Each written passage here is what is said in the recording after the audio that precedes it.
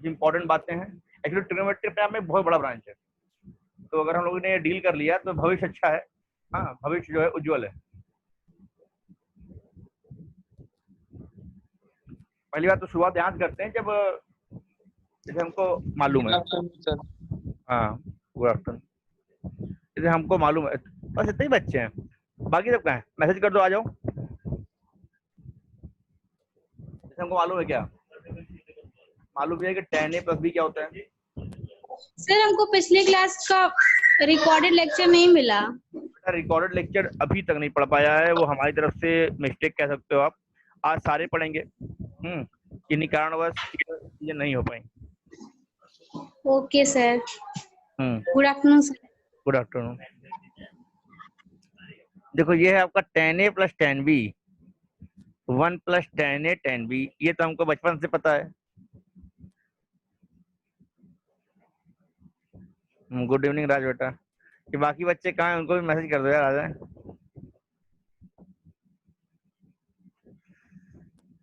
ऐसे ही अगर ध्यान दो, एक चीज दिखा रहे हैं, बाकी मान लेना। मान लो ज्यादा हो जाए, a + b + c 3 एंगल हो जाए। अगर 3 एंगल हो जाए तो tan a b + c को एक में ले लो, tan b + c 1 - tan a tan b + c। बोलो, दर्द नहीं हो रहा है ना? इसको एक मान लो, b + c को एक यूनिट मान लो। हाँ, तो tan a + tan alpha 1 - tan a tan alpha type का हो गया। अब यहाँ पे tan b + c लगा दो। tan a tan b + c क्या होगा? tan b + tan c 1 - tan b tan c। हम कुछ बताना चाह रहे हैं, कुछ सिखाना चाह रहे हैं, उसके लिए ध्यान से देखिए। 1 - tan a तो है ये, tan b + c मतलब tan a + tan b, oh sorry, tan b + c है ना, तो tan b + tan c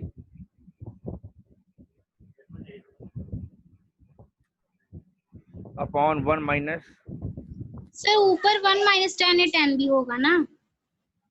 हाँ भैया, सर पहले वाले में, सर पहले फॉर्मूले में tan a + b हो गया ना, तो tan a सर प्लस। नीचे नीचे सर हाँ नीचे। हाँ हाँ, अपॉन में तो माइनस है। ओहो, अपॉन माइनस है। Okay sir. ठीक है भैया, तो ऐसा हो गया। ऐसे इसको सॉल्व करते हैं। इसको सॉल्व करेंगे तो बड़ा मजा आएगा, मालूम है? ये यहाँ टकराएगा, ये यहाँ टकराएगा, आपस में एक दूसरे को खा जाएंगे। क्या आएगा? tan a × 1 tan a। जगह नहीं है, नीचे लिख दे रहे हैं।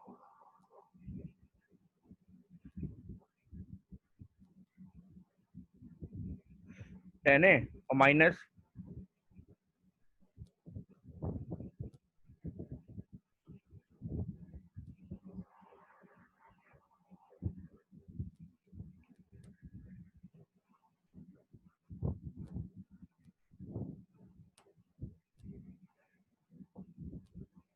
tan a tan b tan c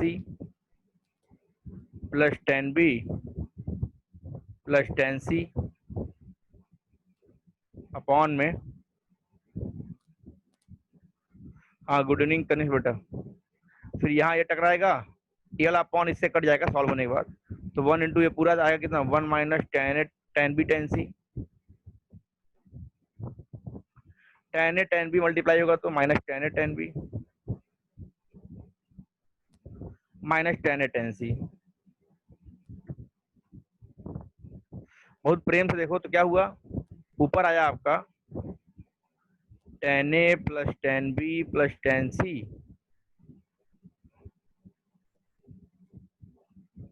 minus tan a tan b tan c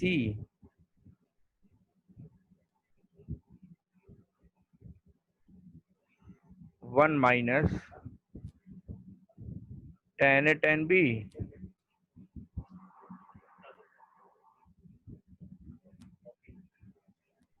tan b tan c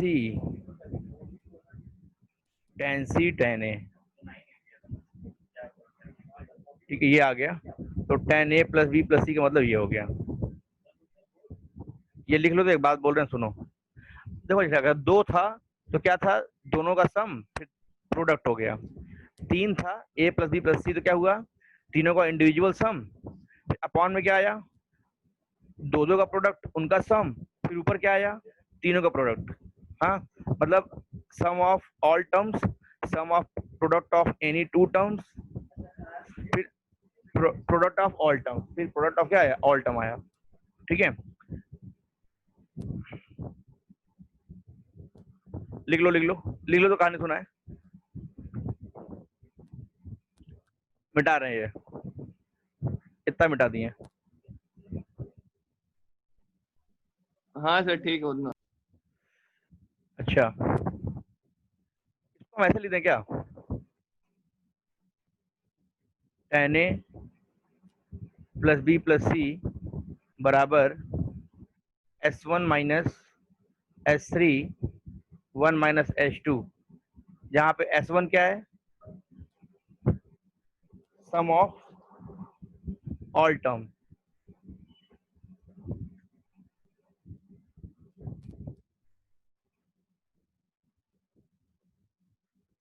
S2 क्या है, sum of product of any two term, tan a tan b, tan b tan c, tan c tan a।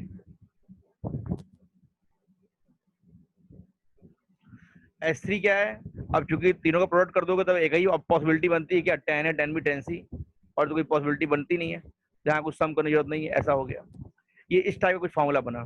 अच्छा, ऐसे ही अगर ये हो जाए tan a plus B plus C plus D, तो आप देखो ऊपर क्या है, ऑड टर्म है, S1 S3, ऐसे नीचे क्या है, इवन है, यहाँ पे कुछ है ही नहीं, फिर 2 से स्टार्ट हुआ है, तो S1 माइनस S3, 4 है तो यहाँ पे 1 माइनस S2 और प्लस S4 आता है, ऐसे ही minus plus minus plus plus minus plus minus चलता रहता है। ऊपर ऑड टर्म चलता है, नीचे इवन टर्म चलता है, जहाँ पे S1 क्या होगा बेटा, S1 मतलब sum of all terms, individual terms, tan a plus tan b, similarity है मतलब ऐसा, tan d। S2 क्या होगा, इन्हीं दो का प्रोडक्ट ले लो, tan a tan b tan c, जितना देखो tan a tan b हो गया, और फिर tan a का tan c कर दो, जितना पॉसिबल पेयर बना पाते हो, तो tan a tan b tan a tan c tan a tan d। हाँ भैया, फिर tan b tan c, जितना पॉसिबल पेयर बना पाते हो उतना बनाओ, तो tan b tan d, फिर tan c का tan d खाली बचेगा। देखो, तो product of any two terms का सम इतने तरीके से लिख सकते हो, इतने पॉसिबिलिटी होंगे। S3 क्या होगा, product of sum of product of 3 terms, तो tan a tan b tan c ले लो, इनको ले लो, फिर tan c के बाद tan d ले लो, tan a tan b tan d ले लो, tan d ले लो। अब tan b चेंज कर दो, तो tan a, यहाँ पे tan c ले लो, tan c tan d ले लो, अब tan a ही चेंज कर दो, उसको tan b कर दो, तो tan b tan c tan d, इतने पॉसिबल ट्रिपलेट बनेंगे। ट्रिपल मतलब इतने 3 का प्रोडक्ट पॉसिबल बनेगा।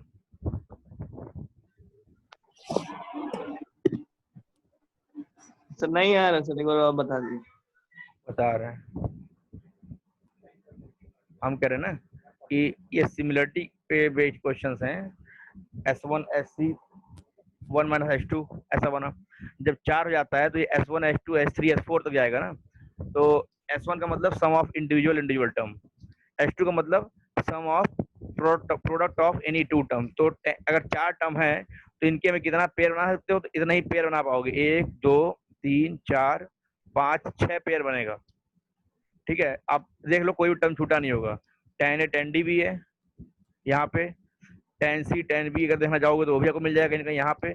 इतने टर्म बनेंगे। अच्छा S3 क्या होगा, हमें S4 तक जाना है क्योंकि यहाँ पे 4 टर्म है। S3 क्या होगा कि इन 4 टर्म में से किसी भी 3 को एक साथ लो, उनका प्रोडक्ट कर लो और फिर जितने ऐसे बन जाए सबको जोड़ दो। तो tan A tan B tan C बना, ऐसे 1 2 3 4 बन पाएंगे, देख लो। इतने ही ट्रिपलेट बनेंगे, मतलब 3 का आप ट्रिपलेट जो है इतना ही बना सकते हो। अब S4 क्या होगा, चारों का प्रोडक्ट, तो tan A tan B tan C, यही एक तरीका है कि चारों प्रोडक्ट एक तरीके से आप लिख सकते हो, इसमें वेरिएशंस नहीं आएंगे। यही मैं कह रहा था, ऐसा बन जाएगा।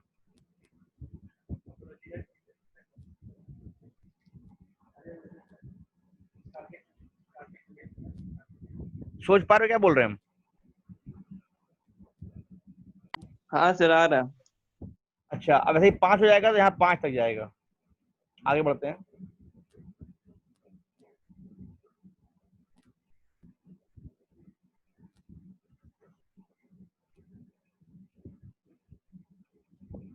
A plus B plus C plus D plus E हो जाए S1 माइनस S3, क्योंकि 5 है तो और plus S5 1 minus S2 plus S4, नीचे इवन ऊपर ऑड। तो 5 है तो 1 2 3 4 5 6 था, 6 नीचे आता, 7 फिर ऊपर जाता। यहाँ पे S1 S2 S3 S4 वही है। ऐसे ही मान लो n नंबर ऑफ टर्म्स हो जाए, A1 A2 A3 an, मान लो n नंबर ऑफ टर्म्स हो जाएंगे तो क्या हो जाएगा आपका S1 minus S3 plus S5 minus S7 plus S9 minus S11, चलता जाएगा जब तक ऑड नंबर ऊपर चले। अपॉन में क्या आएगा 1 minus S2 plus S4 minus S6 plus S8 minus S10, ऐसे चलता जाएगा। तो दिस इज nth टर्म का फॉर्मूला हो गया, this is nth term formula.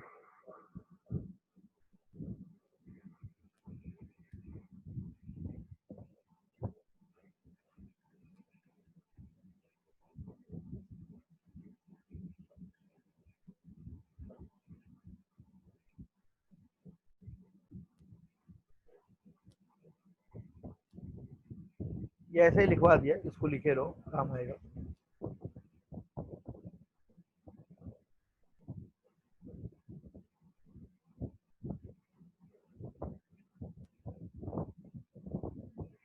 Sir ये एस का मतलब क्या है? एस का मतलब सम है, हम बता रहे हैं। अगर कहीं भी हमने SR लिख दिया है, इसका मतलब है सम ऑफ प्रोडक्ट ऑफ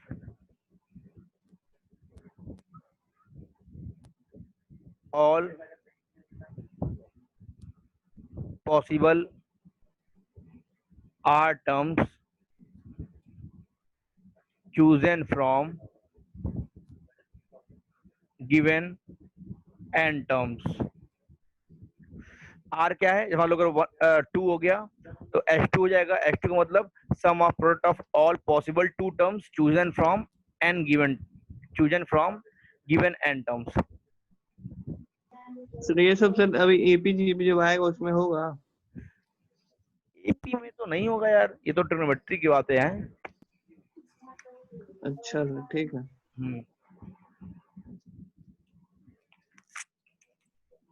अच्छा ट्रिग्नोमेट्री के बाद अगला चैप्टर क्या है?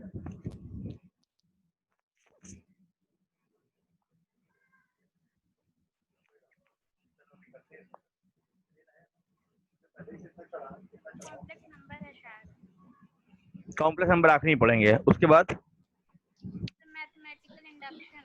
उसके बाद सर अरिथमेटिक प्रोग्रेशन ही पढ़ा दी। तो इसके बाद हम लोग शुरू करेंगे सीक्वेंस एंड सीरीज। ठीक है, इसमें आपका आएगा अरिथमेटिक प्रोग्रेशन, ज्योमेट्रिक प्रोग्रेशन और harmonic progression, AP GP HP और इनके सीरीज। पीएमआई बड़ा इजी है यार, एक दिन का टॉपिक है, खत्म हो जाएगा, टेंशन ना लो। और कॉम्प्लेक्स नंबर बहुत बड़ा टॉपिक है, कॉम्प्लेक्स नंबर बहुत बड़ा टॉपिक है। ये हम लोग पढ़ेंगे तो जब कोनिक सेक्शन पढ़ लेंगे उसके बाद। कोनिक सेक्शन पढ़ने के बाद हम लोग पढ़ेंगे कॉम्प्लेक्स नंबर, क्योंकि कॉम्प्लेक्स नंबर में हम बहुत सवाल करवाएंगे जो कोनिक सेक्शन मतलब इलिप्स, सर्किल, हाइपरबोला, पैराबोला, इन सब के सवाल जाते हैं। कॉम्प्लेक्स नंबर से दुनिया के सारे सवाल सॉल्व हो सकते हैं। कॉम्प्लेक्स नंबर से दुनिया के सारे सवाल सॉल्व हो सकते हैं। तो उसके लिए पहले दुनिया के सवाल देख लीजिए, उसके बाद तो लगाएंगे। सर सेट्स भी, ये क्या बोल रहे हैं, सेट्स पढ़ा चुके हैं ना बेटा, सेट्स तो पढ़ा चुके हैं। हाँ सर है, आपका वीडियो भी है यूट्यूब पे। मेरा वीडियो भी है यूट्यूब पे, देख सकते हैं आप।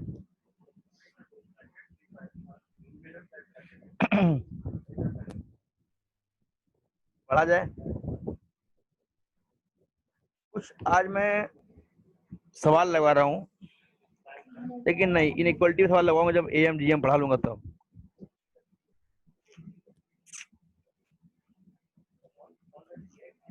सर इसमें सर जो ट्रिग्नोमेट्री में रेंज फाइंड करने को होता है।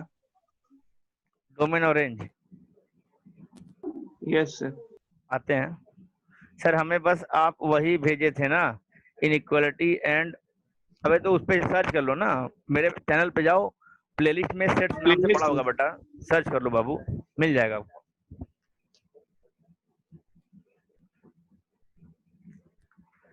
तो हम क्या बोल लेते हैं, क्या बोल लेते हैं हम? रेंज पे आने के लिए, रेंज और डोमेन। अच्छा, डोमेन और रेंज पे आने की बात कर रहे थे। और डोमेन रेंज पे क्वेश्चंस लगाते हैं।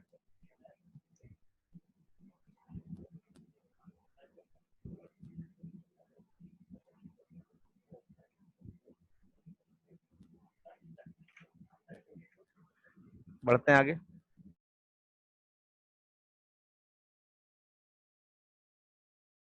सर पहले आरडी शर्मा लगाया कि फिर objective RD Sharma? RD Sharma लगा लो, फिर ऑब्जेक्टिव बाद में लगाना। सर हाँ सर मेरे में एपीजीपी नहीं है किस बोर्ड से बेटा? Sir, ICSC. होगा बेटा, सीक्वेंस एंड सीरीज नाम होगा। हाँ कौन सा? हाँ सीक्वेंस एंड सीरीज। हाँ हाँ उस वही है, एपीजीपी अच्छा। एचक्यूसी में आता है।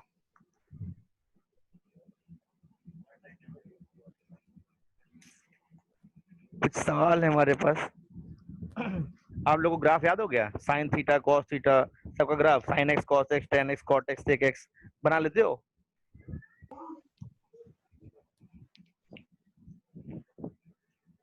बना लेते हैं। तो सब कोई अपना अपना ग्राफ खोल के बैठ जाओ। कुछ आज के दिन खाली हम लोग सवाल लगाएंगे, अच्छे अच्छे सवाल, ठीक है? फिर आएंगे उसी पे डोमेन रेंज पे आता है।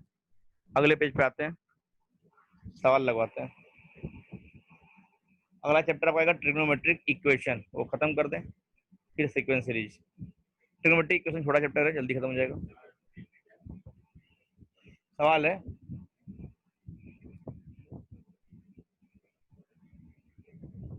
Find the number of solution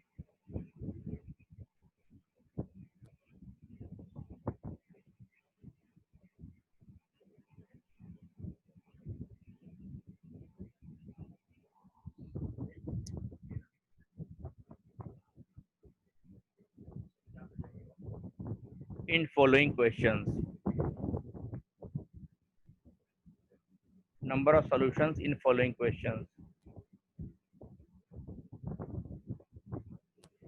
बेटा y equal to mx plus c, जहाँ पे m और c कांस्टेंट है, या ax plus by linear equation in two variable का जो ग्राफ होता है वो स्ट्रेट लाइन होता है, बात मालूम है? इस बात को पढ़े हो आप लोग? हाँ सर मालूम है। क्या सबको मालूम है? Yes sir. अच्छा अच्छा, स्ट्रेट लाइन ड्रॉ कर लेते हो ग्राफ पेपर पे। जैसे मान लो हम लिख दें 2x प्लस 3y प्लस 1 बराबर 0, तो इस लाइन को आप लोग ड्रॉ कर लोगे अपने कॉपी में। Yes sir. वही देखो, एक लाइन ड्रॉ करना है तो दो पॉइंट आप कुछ भी निकाल लेते हो। जैसे मान लो ये ग्राफ है, तो आप x को 0 कर दोगे। जब x 0 कर दोगे तो y निकाल लो, y कितना आएगा? -1/3। तो 0 पे -1/3 नीचे कहीं आएगा। और एक बार y 0 कर लोगे, एक बार y 0 कर लोगे तो x कितना आएगा? -1/2। वो कहीं इसके पीछे आएगा। 2 पॉइंट मिल गया, इनको जोड़ दोगे तो लाइन बन जाता है, टेढ़ा हो गया। इनको जोड़ दोगे तो स्ट्रेट लाइन बन जाता है।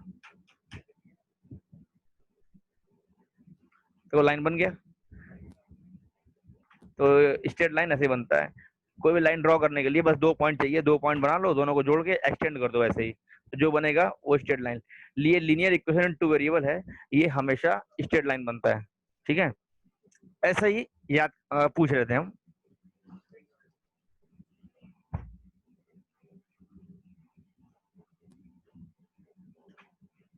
तो सवाल देने आ रहे हैं हम।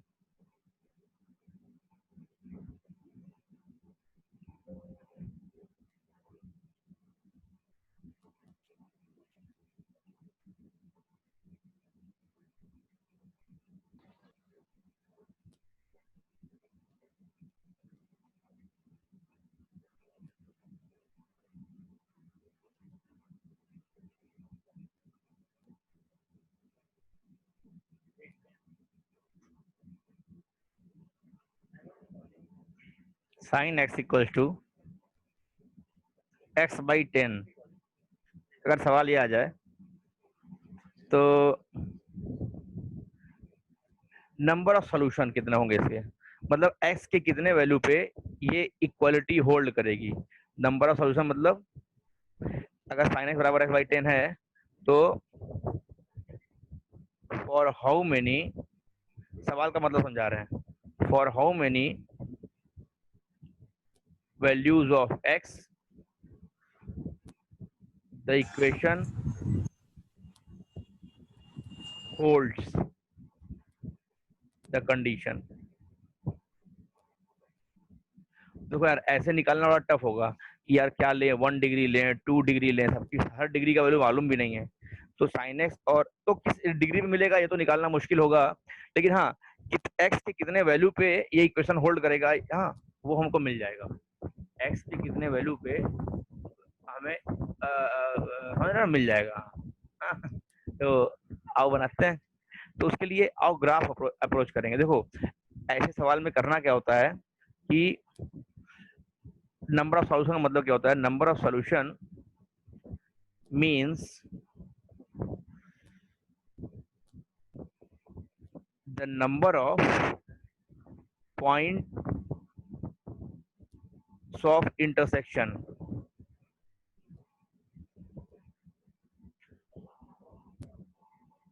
number of point of intersections, point of intersection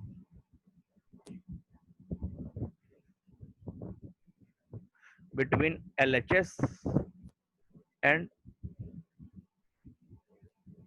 between graph of between graph of LHS and RHS। जब भी कोई बोले नंबर ऑफ सॉल्यूशन निकालो तो क्या करोगे, LHS का ग्राफ ड्रॉ कर लो, RHS का ग्राफ ड्रॉ कर लो। वो दोनों ग्राफ जितने जगह मिलेंगे वही उनका नंबर ऑफ सॉल्यूशन होगा। नंबर ऑफ सॉल्यूशन मतलब number of point of intersection. ठीक है, नंबर ऑफ सॉल्यूशन मतलब number of point of intersection. मैं बड़ा इत्मीनान से ग्राफ बनाऊंगा और आप लोग बहुत धीरे रखते हुए ग्राफ देखेंगे। केवल देखिए, पहला सवाल है, हम करेंगे।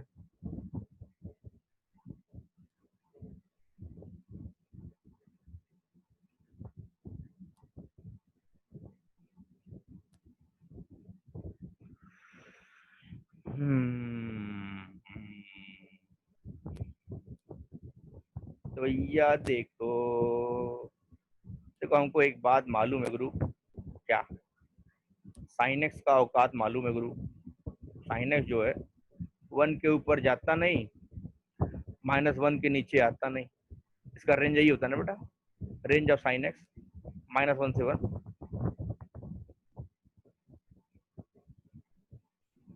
ये क्या आपका 1 और ये क्या बेटा -1,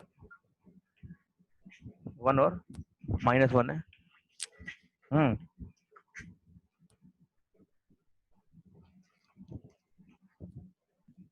0 π/2 पाई d π/2 2 pi 5 pi by 2, 3 pi, 7 pi by 2, ऐसे पीछे ही बनेगा। तो पाई बाई 2 पे वैल्यू 1 होती है, 3 पाई बाई 2 पे -1, 5 पाई बाई 2 पे 1, 7 पाई बाई 2 पे -1, और n पाई पे 0 होता है। इंटीग्रल मल्टीपल ऑफ पाई पे साइन 0 होता है, हम लोग मालूम है, हमने प्रॉपर्टी पढ़ी थी, है ना, हमने प्रॉपर्टी पढ़ी थी। तो अगर मैं ग्राफ ड्रॉ करूं तो ग्राफ हो जाएगा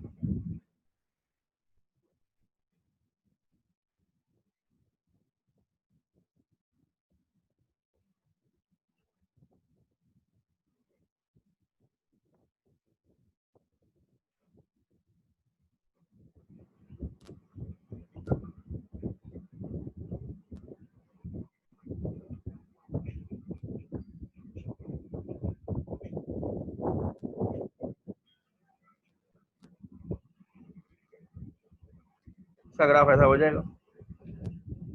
ठीक है भैया, ओके, आओ ध्यान दे। तो देखो यहाँ पे सवाल क्या है, इसको बराबर y मान लो। देखो दो सवाल है, y equal to sine X या y equal to X by 10। तो हमने y equal to sine X का ग्राफ ड्रॉ कर दिया। अब y equal to X by 10 का ग्राफ ड्रॉ करना है। आओ देखते हैं। तो एक बार x को 10 ले लो। अच्छा बताओ पाई कितना होता है, पाई मतलब 3.14, तो 3 पाई कितना होगा, इसे मल्टीप्लाई कर दो, 9.42, है ना, 9.42 जाएगा। अच्छा, अगर हम कहें नंबर लाइन ये x है, तो हम करें एक बार x को 10 ले लो, x की वैल्यू 10 पे y कितना है 1, एक बार x को 0 ले लो तो y कितना है 0। ठीक है भैया, तो मतलब लाइन जो है कहाँ से पास कर रही है, जो लाइन है बेटा वो 0 पे 0 है, एक पॉइंट यही हो गया, ओरिजिन से पास कर रहा है। एक x की वैल्यू 10 पे y की वैल्यू 1 है, तो 10 कहाँ आएगा, देखो ये 3 पाई है, 3 पाई मतलब कितना है 9.42, ये 3 पाई है, तो इसके जस्ट बगल में कहीं 10 आएगा, यहीं कहीं 10 आएगा, बोलो हाँ आ रहा है। समझ में आ रहा है क्या?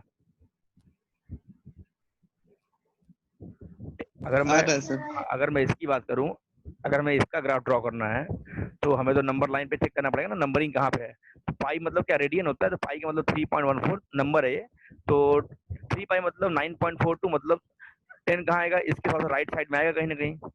7 पाई बाई 2 10 से बड़ा होता है, करके देख लो। 3.14 में 7/2 से मल्टीप्लाई करोगे तो वैल्यू बड़ी आ जाएगी। हाँ, तो 10 यहीं कहीं आएगा। तो x की वैल्यू 10 पे y कितना है 1 है, तो 10 पे y कहाँ है 1 है, मतलब यही यहाँ कहीं आएगा। 2 पॉइंट मिल गया, 2 पॉइंट मिल गया, दोनों को जोड़ दो,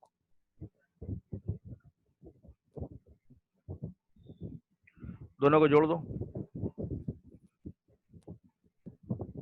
हैं, दोनों को जोड़ दो।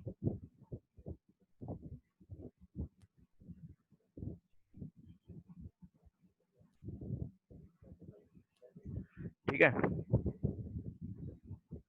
हमने दोनों को जोड़ दिया। देखो कितनी जगह कटा, एक तो यहाँ कट हुआ, कहाँ कहाँ कट हुआ दिखाते हैं, जहाँ जहाँ मिले, एक तो यहाँ मिले हैं, एक यहाँ मिले हैं, एक यहाँ मिले हैं, एक यहाँ मिले हैं। ध्यान दो, ओरिजिन के राइट साइड 1 2 3 जगह मिले हैं, तो चूंकि जैसा राइट में बनेगा ऑड फंक्शन है, साइन एक्स कैसा है ऑड फंक्शन है ना, साइन एक्स कैसा है ऑड फंक्शन है ना, और y इक्वल टू एक्स क्या, ये भी ऑड फंक्शन है।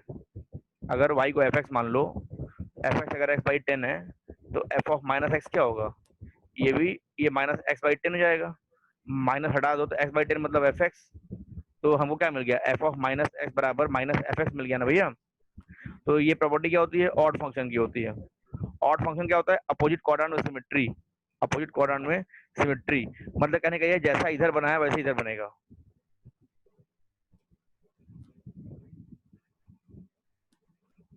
जैसा ग्राफ इधर बना है तो 3 जगह अगर इधर कट गया है, 1 2 3 जगह, तो 3 जगह यहाँ भी कट करेगा, 1 2 3, क्यों? क्योंकि ऑड फंक्शन है, जैसा फर्स्ट क्वाड्रेंट बनेगा वैसे ही थर्ड क्वाड्रेंट बनेगा, अपोजिट क्वाड्रेंट सिमेट्रिकल बनेगा। तो 3 पॉइंट तो ये हो गया, तो 1 2 3 और 4 5 6, 6 पॉइंट पे कट किया, और एक ओरिजिन, एक क्या ओरिजिन, 7 पॉइंट। तो नंबर ऑफ सॉल्यूशन की बात करें तो sin x equal to x by 10 कब होगा? 7 जगहों पर होगा। कितनी जगहों पे होगा? x के ऐसे 7 वैल्यू होंगे, x के ऐसे 7 वैल्यूज होंगे जहाँ पे sin x और x बाई 10 बराबर होगा। वो वैल्यूज क्या होगा मालूम नहीं यार, वो वैल्यूज क्या होगा, ये कहाँ मिल रहा होगा ये नहीं मालूम है, लेकिन 7 जगह मिल रहे हैं, ग्राफ से हम ये बता सकते हैं। तो नंबर ऑफ सॉल्यूशन, कितने नंबर ऑफ सॉल्यूशन हो गए? 7 हो गए। तो ये IIT एडवांस में इंटीजर टाइप क्वेश्चंस में आते हैं, JEE एडवांस में इंटीजर टाइप क्वेश्चंस में आते हैं कि इसका आंसर क्या होगा? इसका आंसर 7 होगा। सवाल समझ में आया क्या? There are 7 point of intersection. There are 7 point of intersection.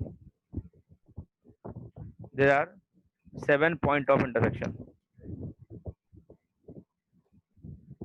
There are sir अगर ग्राफ को सर sin x के और थोड़ा बढ़ाया जाए तो और जगह नहीं कट कर सकता? नहीं, अब देखो क्या होगा। बढ़िया बढ़िया सवाल बेटा, बढ़िया सवाल।